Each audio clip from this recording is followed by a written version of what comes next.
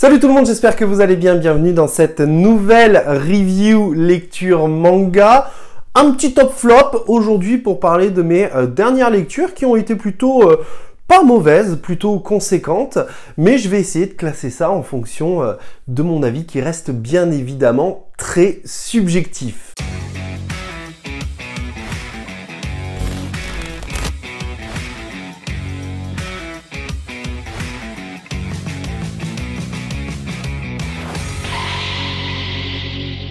On va commencer tout de suite avec deux lectures qu'on vous a présentées avec Marine dans une vidéo très particulière puisqu'on a ciblé vraiment ces deux lectures-là dans une seule vidéo que vous pouvez retrouver juste ici, qui se met en bas du classement mais qui pour autant reste de bonnes lectures. Attention, moi personnellement j'ai beaucoup aimé. Il s'agit de Smile, tome 1, édité chez Mangetsu, qui nous raconte l'histoire de Yushi Kamome, un journaliste freelance qui va être approché par un groupe, une secte qui s'appelle la secte de l'église du sourire éternel, et en fait ils vont essayer de le convaincre de rejoindre leur groupe, ce qui ne va pas vraiment marcher en réalité, puisque notre personnage Yushi, lui, n'est pas vraiment très intéressé pour rejoindre une secte. Mais ce qui va se passer notamment, eh bien, c'est que notre personnage principal, il va être interpellé par une photo qui va être tendue par ce binôme qui va lui tendre une photo sur laquelle, eh bien, apparaît notamment une personne qui a disparu, une personne proche de Yushi, pardon, qui a disparu. Et de fait, notre journaliste, eh bien, il va rentrer dans cette secte, il va essayer d'y apprendre un petit peu ce qui se passe réellement et de retrouver cette personne qui a disparu. Et en parallèle de tout ça, eh bien, il va y avoir une enquête, et au travers de cette enquête, on va apprendre notamment que, eh bien, il y a des morts vraiment très violentes qui sont faites, et justement, c'est l'église du sourire éternel qui est grosso modo ciblée par cette enquête. Alors très sincèrement, moi j'ai beaucoup aimé cette lecture de ce premier tome de Smile, un tome qui m'a plutôt convaincu pour aller sur la suite qui sort notamment au mois de janvier, une suite que j'attends avec impatience et qui, elle, saura me confirmer si oui ou non j'ai vraiment envie d'aller sur cette série et d'aller jusqu'au bout de cette série. Mais très sincèrement, j'ai beaucoup aimé. J'ai beaucoup aimé parce que la thématique d'une part est plutôt originale, c'est quelque chose qui n'est pas vraiment abordé de façon générale dans le manga. En tout cas, moi c'est quelque chose que je n'ai jamais vu, je suis peut-être passé à côté. Mais d'autre part, ce que j'aime beaucoup, c'est qu'en fait, on part d'un principe assez simple, c'est celui du sourire, qui va rendre la lecture quelque peu malaisante, parce que quand on voit les personnages rire à gorge profonde de toute situation, bah, c'est relativement malaisant en fait, c'est relativement malaisant. Alors ce que j'aime beaucoup également, c'est que graphiquement, il y a une véritable évolution au niveau des ombrages, puisque au début du tome, on est sur un tome qui est plutôt assez clair finalement, et puis plus on va rentrer dans l'église, plus on va aller profondément chercher les secrets de l'église, et plus finalement les ombrages vont être importants. On va être sur des pages qui vont être beaucoup plus sombres, sur des cases beaucoup plus sombres, comme ces cases-ci, qui nous montrent qu'on plonge vraiment dans l'horreur. Donc Smile, honnêtement, je vous le recommande, en tout cas de vous intéresser à ce premier tome, et je vous donnerai mon avis sur le second tome au mois de janvier. Toujours en bas du classement, une lecture qui a été faite bien dans la même vidéo dont je vous ai parlé. Il s'agit de Mother Parasite, qui nous raconte l'histoire de Sanae Miki et de son fils Ryota, qui vivent une relation quelque peu particulière. Et Ryota, eh ben, c'est un personnage qui est quelque peu psychopathe, je sais pas trop en réalité, mais qui s'intéresse aux mamans des autres enfants et qui souhaite fonder sa famille parfaite d'une certaine manière. Alors Mother Parasite, eh bien, c'est un récit qui s'approche véritablement du scénario de Parasite, le film coréen que je vous invite à aller voir, qui est un véritable chef-d'œuvre pour ma part. Et on est un peu là-dessus, on est un peu sur le côté parasite en fait que peuvent être certaines personnes pour la société, pour d'autres personnes, et c'est vraiment ça en fait l'idée. Et j'ai beaucoup aimé, on a beaucoup aimé avec Marine la lecture de ces 2 tomes qui sont très particuliers, très dérangeants et qui là aussi touchent à des thématiques très particulières, originales certes mais dérangeantes, puisque on est sur des thématiques fortes, hein. Là on nous parle quand même presque d'inceste. Je dis presque parce que c'est pas forcément le cas, mais on a des planches très particulières, très malaisantes. Mais pour autant, je suis véritablement curieux de ce que peut être Mother Parasite, la suite, et de ce dont ça va nous parler sincèrement. Voir si Ryota va réussir sa mission d'intégrer une autre famille ou non. Je vous en dis pas plus pour le moment, vous aurez mon avis via le tome 3 et peut-être même le tome 4 très prochainement. On va continuer cette review avec une nouveauté. Alors je suis un peu en retard parce que j'ai vu que le tome 2 était sorti. Il s'agit de Versus. Versus tome 1 qui est le récit scénarisé par One, dessiné notamment par Kyutaro Azuma, qui nous raconte une histoire très héroïque fantasy finalement, puisqu'on va nous raconter que l'armée des démons a envahi la planète et menace d'éradiquer l'espèce humaine. Et qu'en fait, une offensive va être menée par 47 héros, dont notre héros principal, qui finalement n'est pas non plus un héros très fort, enfin, il a rien de particulier en fait, ce héros, je trouve, d'une certaine manière, et c'est ce que j'ai beaucoup aimé dans ce manga. Et ce qu'on va nous raconter, en fait, c'est que, eh bien, grâce à la magie, un portail va être ouvert, donnant accès à d'autres mondes, et qu'en fait, dans chacun de ces mondes, dans ce multivers, en fait, l'espèce humaine est continuellement en danger, pour X ou Y raison, et à chaque fois le danger est différent. Si dans le monde principal, eh bien, il s'agit de démons, dans les autres mondes, il s'agit d'autres choses qui mettent en danger l'espèce humaine, et à chaque fois, on se retrouve confronté à des humains qui sont en infériorité numérique. L'espèce humaine est proche de la disparition, et ce qui va se passer, c'est que tous les ennemis vont se réunir en fait. Et c'est ça que j'ai trouvé totalement fou dans ce premier tome qui, très honnêtement, m'a plutôt convaincu à la lecture, et je suis agréablement surpris vraiment par l'originalité du scénario qui vise finalement la simplicité mais la justesse. On a de très beaux dessins, honnêtement, je suis plutôt agréablement surpris par les dessins. Il y a pas mal de fond, il y a pas mal de détails dans les dessins. Très honnêtement, c'est une belle découverte ce manga qui nous parle de magie, qui nous parle de démons, qui nous parle de guerriers, etc. J'aime beaucoup les expressions faciales également des personnages. Non, vraiment, je suis plutôt agréablement surpris par ce manga qui mérite sa place dans ce petit top flop, très sincèrement. On continue avec une de mes lectures, je dirais, récurrentes, qui n'est autre que Young GTO. Cette fois, on est sur le tome 10. Tome 10, eh bien, qui vient de finir un arc et qui enchaîne alors avec un tout petit arc cette fois, qui nous permet de suivre les aventures de Ekichi Onizuka, que vous connaissez peut-être en tant que prof dans la série GTO, et de son ami Ryuji Danma. C'est un tome plutôt classique, plutôt lent, je vous dis, avec un tout petit arc qui s'insère finalement dans ce double volume, donc en 2 tomes, qui est plutôt sympa, que j'ai bien apprécié, qui nous permet de suivre les aventures de Ryuji et d'Ekichi, qui nous montre aussi l'évolution du trait de Toru Fujisawa, qui est quand même un peu meilleur quand même qu'au début, parce qu'au début on était vraiment sur un trait classique des années 90, j'ai envie de dire. Moi j'aime beaucoup le trait, j'aime beaucoup l'histoire, je suis assez fan du personnage d'Ekichi et de Ryuji. C'est un récit qui nous parle, et qui est tiré du genre Furio, hein, mais qui nous parle pas que de baston, qui va bien plus loin que ça.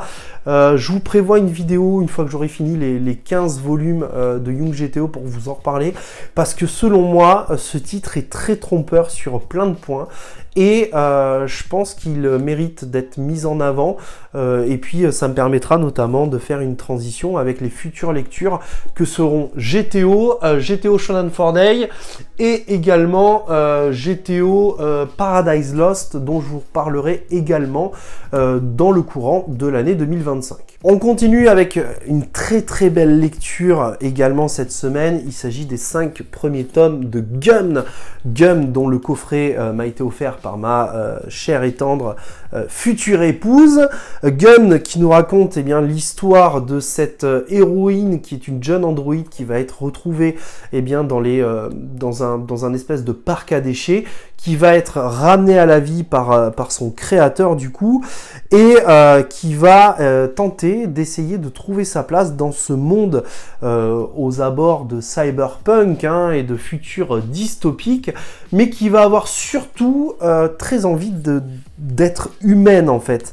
Donc on va suivre les aventures de Gali dans sa recherche d'humanité, dans sa recherche d'émotions qu'elle va ressentir. Et Gun, c'est quelque chose qui est très particulier. Alors, moi, je suis pas le plus grand fan de science-fiction, il faut le savoir. Alors, science-fiction, c'est très très large hein, comme genre. J'entends par science-fiction surtout tout ce qui va être space opéra, notamment, et tout ce qui va se passer dans l'espace. C'est pas des trucs qui m'attirent de façon générale. Pour autant, je dois avouer que le manga a pas mal de nombreuses qualités, tant sur le plan scénaristique que sur les dialogues. Je trouve que c'est même un manga qui était peut-être un peu en avance sur son temps, de par le dessin qui, je trouve, n'a absolument pas vieilli, mais de par également tout ce qu'il nous raconte, les thématiques. Certes, le langage est parfois un peu désuet, c'est vrai, mais pour le reste, ça reste relativement bon.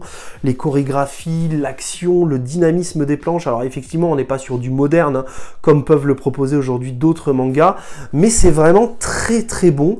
Gun, ça fera partie des titres dont je vous parlerai pareil en 2025 au travers d'une vidéo qui sera dédiée, puisque le premier coffret, le seul coffret d'ailleurs, n'a que 9 tomes, et j'ai déjà lu plus de la moitié du coup, donc je vous en parlerai très prochainement de Gun, mais soyez-en sûrs, une vidéo dédiée est bien prévue au calendrier 2025. On continue avec un classique de mes lectures actuelles, il s'agit de 100 Bucket List of the Dead, qui poursuit les aventures d'Akira Tendo.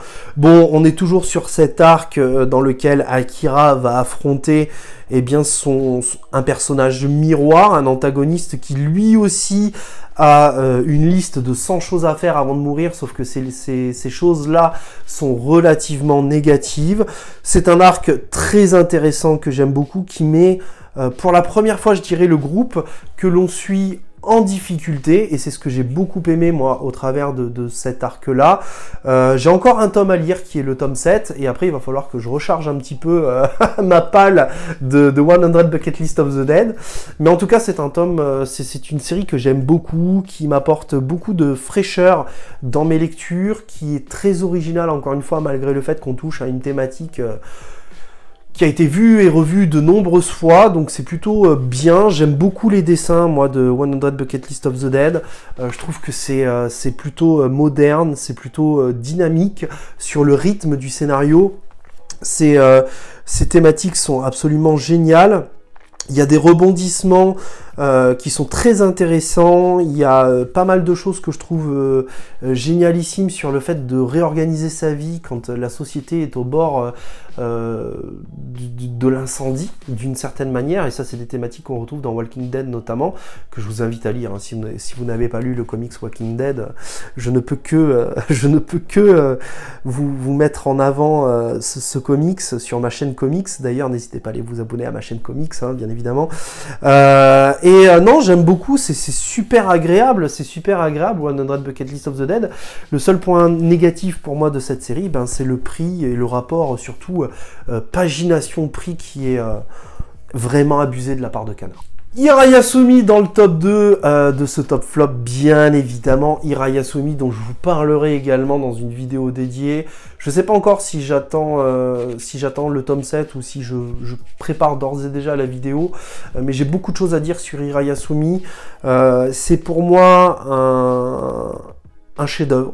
Qu'on se le dise, au bout de 6 tomes, je peux d'ores et déjà dire que c'est un chef-d'œuvre qui est d'une justesse dans l'écriture et qui pourtant parle de choses absolument banales. Et rien que pour ça, il mérite d'être au moins dans le top 2 de ce top flop.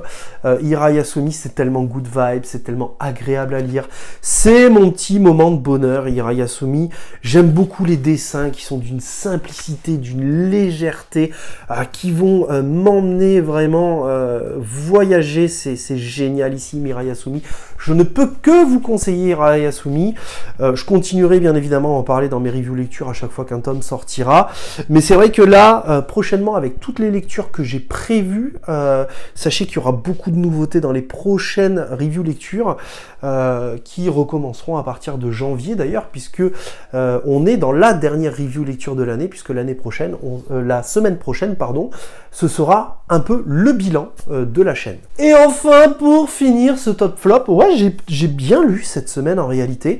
Celui qui se classe en premier lieu de ce top flop, c'est bien évidemment Full Metal Alchemist tome 13 que je continue à lire et série pour laquelle je prépare également une vidéo complète qui vous parlera de la série dans son entièreté.